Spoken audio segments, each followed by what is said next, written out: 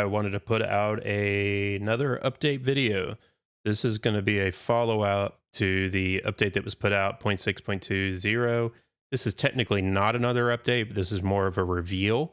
The update, if you remember, the devs put out the actual update as a kind of a preview in a sense. They updated the truck, they updated the ghost, so in that sense it was truly an update.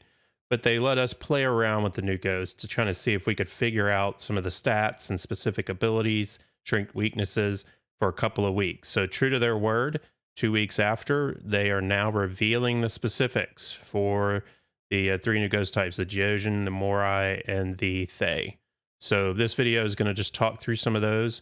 And if you don't want to see it, or if you don't really want to know the details, then don't watch. There's going to be nothing but spoilers here. That's it. Let's see what we got. We're going to head right in.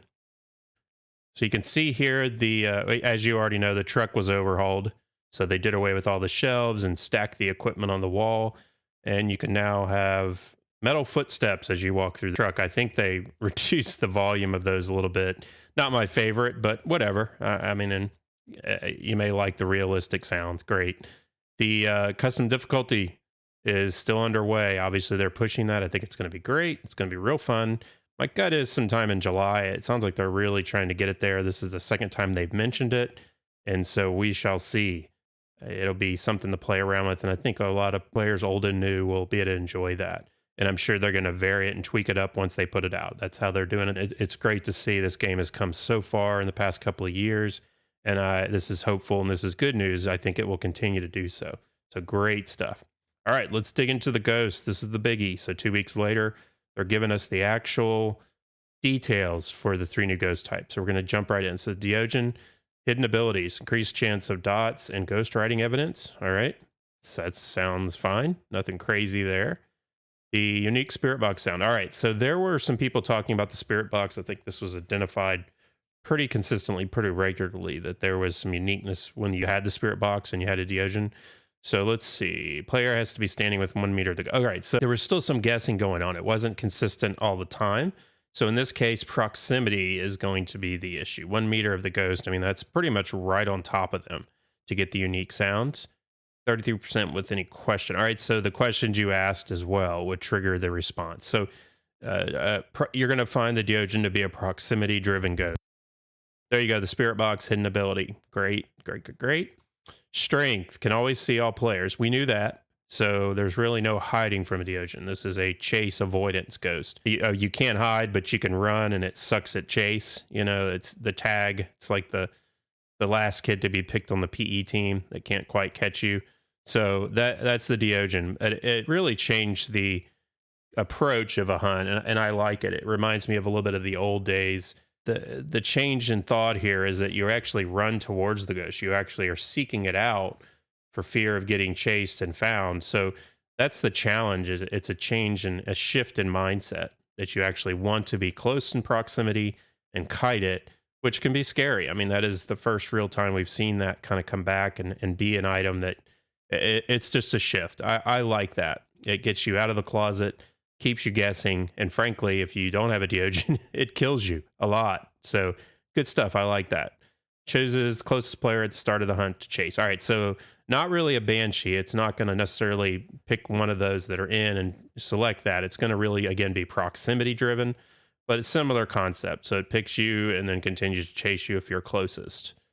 Change target to the nearest player randomly during that. All right, so a little different there. It may change targets. Again, not really a banshee, but it's still going to kind of lock into that target based on proximity. Shocker. You'll hear me say that word a few times. Weakness, 40% average sanity hunt threshold. So there again, you're looking at a late hunt kind of ghost option here, which definitely is a weakness. Easier to identify, certainly not demon-esque. So that is certainly a weakness. You can get the ghost figured out a little quicker, a little sooner, and have less of a chance to get hit. So that's a weakness. Hunt speed is based on distance from the nearest player. We knew that as well. There was some question about line of sight. There was a line of sight based thing as well as proximity or not. Here it's saying it's based on distance from the player. So again, the closer you are within reason of not getting tagged, the slower this thing crawls. Very interesting. Maximum speed, 3 meters per second, if the nearest player is more than 6 meters away. All right, so 6 meters. That is the furthest and nearest player should be, if you want to say it that way. So it can get pretty darn fast. That is, and I think we've seen that thing charge ahead and come flying at you. So 6 meters is the outlying distance. You don't want to be further back than that, or at least have a player close enough to that distance. And then minimum speed of 0.4 meters per second, the nearest player within 2.5 meters. So that is extremely slow. It's going to crawl as long as you're within that proximity. So it can be a little unnerving. I mean, it's kind of hard to judge that distance, and I think a lot of folks do kite it around objects. I does feel safer to do that, I have to admit. You know, just fear of getting hung up on something is a concern, I guess. But if you were in a big open area, it's a different story. You could literally ring around the rosy. But in those smaller maps, kiting it around objects was still the most comfortable. It just seems so unnatural to walk up to the ghost and say, come get me. So very interesting. With long hallways and things like that would make this a little easier. So that's the weakness on the Deogen. But I mean, you think about that. If you don't have that identified, you're really waiting till it hunts like you do for most ghosts. So that can really be a difference. You know, it can send you running if it's not a Deogen and folks die. And if you play Nightmare like I do quite a bit, that's a complete wipe potentially if you're wrong. So very interesting there. All right, let's go to Moroi. Moroi is an interesting, or Moroi, however you want to pronounce it. I've heard it many different ways.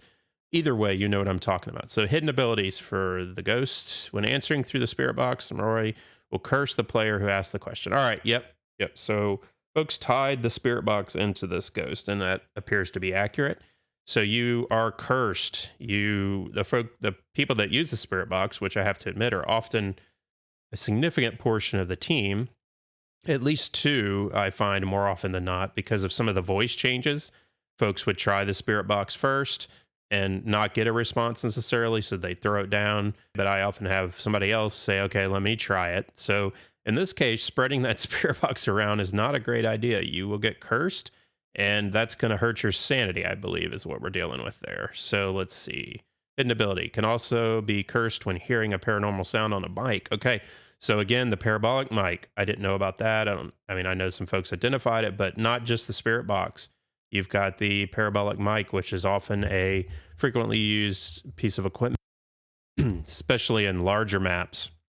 If you see my videos, I've identified the parabolic mic as an important piece of equipment if you're in a large map, especially if you're hunting solo or a very small team. So there again, you can get in trouble doing that. Two important pieces of equipment that can get you cursed. Yikes. So a cursed player's passive sanity drain is doubled. All right, so this is talking about what it means to be cursed. So your passive sanity is going to fly down pretty quick. Certainly there's ghosts out there that will drain your sanity quickly. So this could complicate that. It's not super clear that you have a Moroi if you have a fast sanity drain after using the spirit box or the parabolic, but that gives you the details of what it means to be cursed in this case. Standing a light or holding a candle will not stop the sanity drain. All right, so there was some misinformation there. Folks thought if you had the Moroi, you had the spirit box or a chance of one. If you just go get the candle, you can sit in a closet safe and, go from there. No big deal.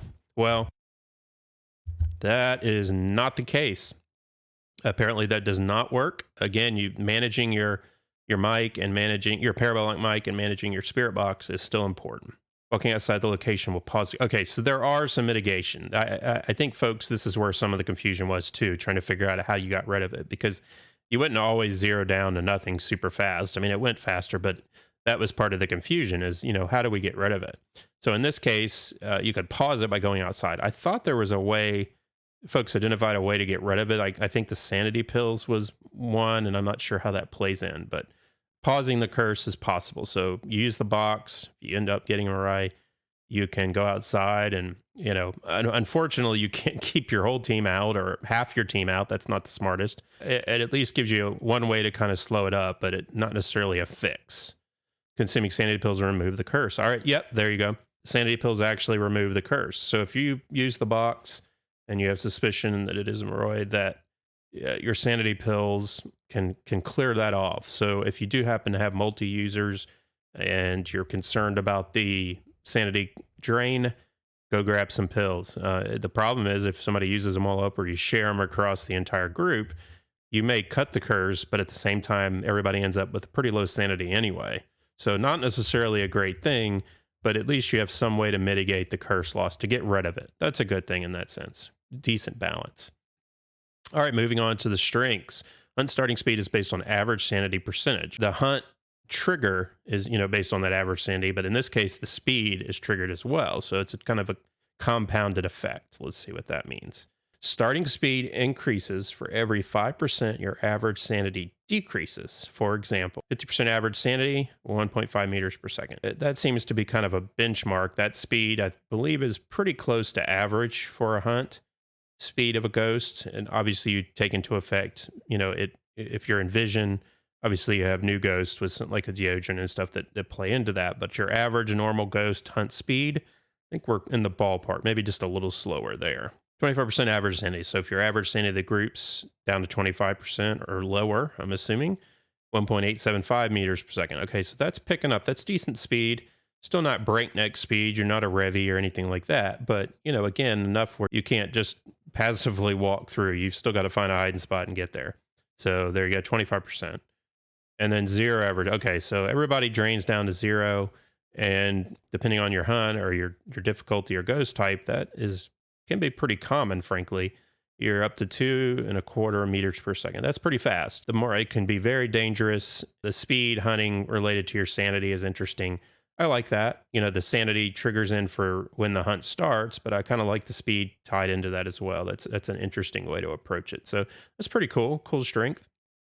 All right, weakness. Smudging the ghost lasts 12 seconds during the hunt instead of the normal 6. All right, yep. So folks had suspicion or identified the smudge seeming to be more effective. And so that's interesting. That confirms this ghost, in fact, is weakened or affected more by a smudge stick. So that's good. It gives you more time to separate. Certainly if your sanity's lower, it's coming at you at a faster speed, makes those smudges more effective. And I will say too, most folks, by the time you get halfway through, you've identified a lot of the stuff. If you're running with a full team, usually there's somebody there with a smudge stick. And certainly if you're going to play around with cursed objects or any stuff like that, you got a smudger ready. So that's a good thing. That gives you a little bit of a protection. Honestly, that's a pretty hard hit for that ghost. So interesting there. But I like it. That's cool. Gives you a little more of a smudge shield. That's nice. So that's Moroi. Then we're going to go to the Thaye. The Thaye is, to me, of the 3 ghosts, is one of the most confusing ghost types from the 3 that were put out. So let's dig right into the strengths. We have increased chance of dots and ghost writing evidence. All right, that's fine. That sounds good. Honestly, identifying ghost writing, that's a positive in some sense for the hunters, but okay. 25% average sanity threshold for hunts. All right, yep. So people would say that you have an aggressive hunter would hunt really high. And so, that confirms that's a pretty high threshold. You've got a couple of ghosts that hunt a little higher than that. But I mean, you're definitely in the top tier of hunting. If something like a demon or something uses their ability, you're going to get a faster hunt. But there's not many out there. I think the yokai could probably trigger sooner, I think is the other ghost. But at the end of the day, that's a pretty high hunt threshold. So you can help you identify a Thaye if you get hunted pretty quick like. So that's good. That again, that's a strength of the Thaye, but at the same time might help you identify. I think it kind of goes both ways there. All right, 2.75 meters per second hunt speed with or without line of sight. All right, so this one, that's a pretty fast run there. That Thaye is going to be pretty quick to get you, so it can hunt you fast and hunt you quick. Those are definitely strengths for sure. The 200% interaction rates, 200% chance of ghost events. All right, so it's a pretty active ghost. You're dealing with a poltergeist-esque interaction where you've got a lot of ghost activity. So that can be confusing. Like I said, there's obviously other ghosts like a poltergeist that's going to be interacting quite a bit too. So not a guarantee, but at least you can throw it in there as a possibility. If you start getting that really active ghost, you can say, well, maybe that's a Thaye. That's a lot of interactions and ghost events. So good clues there. All right, moving on to the weaknesses quickly. No acceleration during hunts. All right, even though it's pretty fast to begin with, it's not going to accelerate. So that's good. That is a weakness. It does cap it, which is nice. But I mean, keep in mind, it's coming pretty fast already. So I guess any faster would be that much more painful, but it's certainly not going to crawl. There is a cap. That's a good thing. Every 1 to 2 minutes, the ghost will try to age. If players are inside the location in the same room as the ghost, it will succeed. If not, 30 seconds will be added back to the timer until it tries again. All right, that's somewhat confusing. Every 1 to 2 minutes, the ghost will try to age. If the players are inside the location and in the same room as the ghost, it will succeed. All right, so proximity there. If not, 30 seconds will be added back to its timer until it tries again. All right.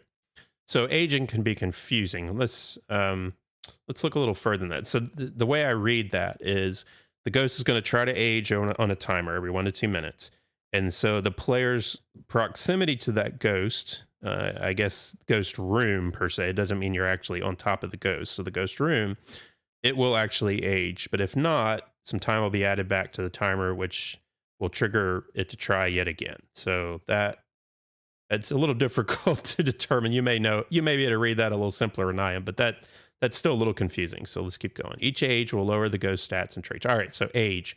So it gives you a little sense of what the term age means, or what aging means. So that is gonna weaken the ghost. Its stats and traits will drop.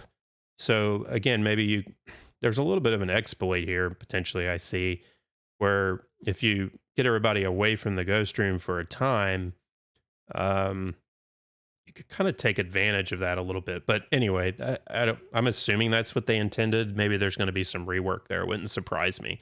Or maybe it's just not explained, or I'm not picking it up clearly. But that's still a little confusing and not quite as straightforward as I would think. But anyway, so age lower the traits and stats. All right. Minus 6% average sanity threshold for hunts. All right. So that is going to weaken its hunting time trigger. Minus 0.175 meters per second hunting speed, starting hunt speed. So it's going to be a lower to kick off, a little slower to get you. 50% chance ghost events, so less active, and 50% negative 50% chance of interaction rate. All right. So again, a little less active as you go. So as it ages, as it degrades those stats, these are some of the effects, and those are going to be multiplicative, I'm assuming, because it's going to keep trying to age, it seems like. So that's a little breakdown of its weaknesses. Again, it kind of points to the complication or the challenge of identifying these Thaye stats, and it explains why there was quite a bit of variation and uncertainty there. It's fun. That's good. We should be guessing. We shouldn't know everything immediately. So hidden abilities. They can age a total of 10 times and will have minimum stats. All right, so there you go. There's a sort of a floor, if you will, that it's not going to drop its stats below a certain amount.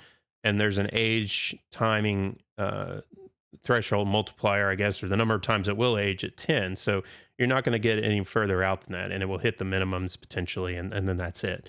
So I guess it depends on the size of your map, to how often people are in the room or not. So I could see a bunch of confusion, or maybe difficult to identify these specific items, and maybe that lended itself to some of the confusion. So, all right, 10 times minimum stats, got it. 15% average sanity threshold for hunts, so that is going to reduce the. It's going to make it less aggressive on the hunt side. Okay, 1 meter per second hunt speed. Okay, there you go. Good. 50% chance ghost event, 50% interactive weight. All right. So again, it's activity, it's proactivity, its aggressiveness, if you will, is really driven by the aging concept. So very interesting. I'm not sure there's another ghost that really. I think this one is kind of unique in that sense. So it's interesting to kind of see that play out. Again, I think there's enough here where the devs might have to tweak this a little, or maybe clarify a few things. I wouldn't be surprised if the Thaye evolves a little more. But for now, very interesting, very, very interesting setup. So, all right, and one more thing here. If a mimic turns into a Thaye. Okay, so an additional complication. It's the good old mimic. Mimic is an interesting ghost. I kind of like them. They keep you guessing, and you just don't quite know. It can really trick you at times, and especially on nightmare difficulty, where you're only getting a couple pieces of evidence, can really throw you off. So those mimics, I enjoy them because they're a challenge. So if a mimic turns to a Thaye, it will choose a random starting age. All right, so back to the age concept. The age is working on the stats and the minimum ability stats and whatnot. So that aging, I guess it could pick anywhere from an age of 1 to 10, if you will, if the mimic turns to a Thaye. And then it will change into another ghost instead of aging. All right, so it picks a starting age, and then from there, it doesn't age anymore. It then turns into a completely different ghost, which I'm assuming means that it would not stay a Thaye. It appears to be something besides a Thaye, is the way I read that. So again, there's plenty ghosts, so that's not a big deal. It's not going to be very helpful.